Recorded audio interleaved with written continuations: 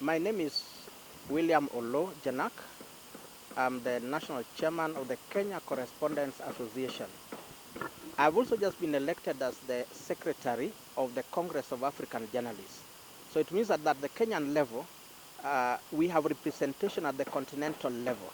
And that means the Congress of African Journalists represents 51 African countries. And from there, we'll also be able to take up the issue of press freedom, the rights of journalists, and so on to the continental level. Now, at the local level, the Kenya Correspondence Association is one of the major media stakeholders. We are one of the key media stakeholders, and we are keen on ensuring that the rights of journalists are protected across the country. Currently, we are implementing a project. It's to enhance freedom of expression and safety of journalists in devolved governments. That is across through devolution across the country. We are implementing the project for the next 1 year, and the project is supported by UNESCO, and especially the unit that is called the International Project in terms of communication. So under UNESCO, it is supporting KCA to have this project implemented in 8 regions.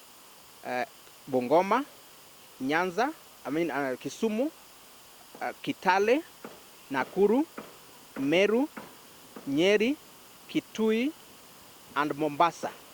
And we'll be able to train 200 journalists on issues of freedom of expression and also safety of journalists. And the reason why we are doing this is because we realize that devolution has presented challenges to journalists.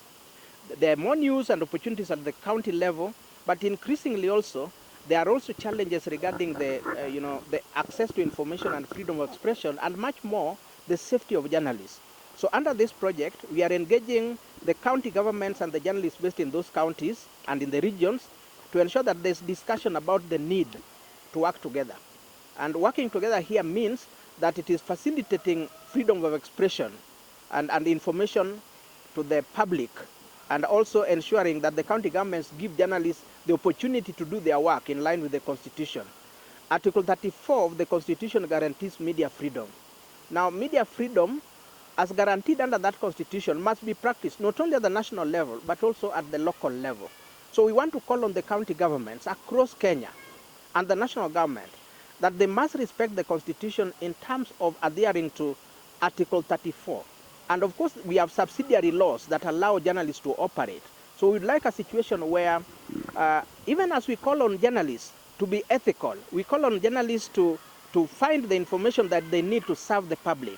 We also want to call on on county governments and relevant government agencies to ensure that journalists that are working within their jurisdictions are given the kind of opportunity and facilitated in terms of the legal framework and also the policy and operational framework to ensure that they do their work without any hindrance at all.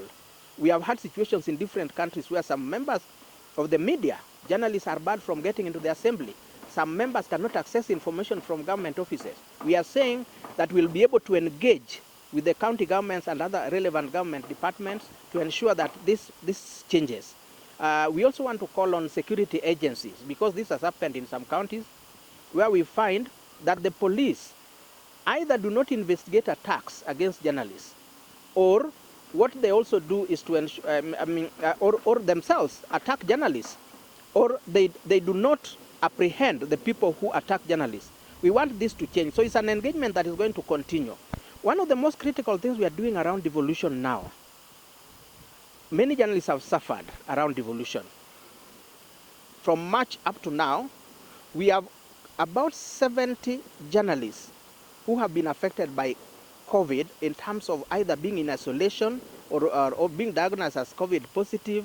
And we are saying that journalists as frontline workers need to be given the training to be able to manage this period. Health workers are trained, but journalists are always on the front line, and then they are not trained. So we want to call on different stakeholders to ensure that even journalists are facilitated, they are capacity built to ensure that they know how to deal with COVID. We have resources coming from different areas in terms of training, but this is not enough. Now, the other thing that we want to talk about is journalists have suffered emotionally over this period. Some have lost jobs. We are talking about more than 500 journalists who have lost jobs. We want to call on media houses to ensure that journalists are remunerated well. They are treated well, and the media houses must be compassionate, because this is not the time to sack journalists. This is the time to share the little resources and investments and the savings they have had to ensure that the critical human resource that we call the journalists are able to continue doing their work. Because as you know, if we say that the journalists are going to sit at home or they are going to be sacked, we are going to have a situation where information is not going to flow to the public. So part of what we are doing over the next 2 days, and we're going to do across the country, we are looking at the well-being of journalists. And part of what we are doing is offering psychosocial support to the journalists to ensure that they cope with this difficult environment of COVID, and also transit, both in terms of technology, because right now the new normal is technology. So many journalists have had to change to the technological frameworks that enable them to generate more stories. So we'd like to help the journalists along that line. But more finally also, we want the journalists to think about alternative means, revenue streams, so that they are able to survive. Yeah, thanks. Yeah.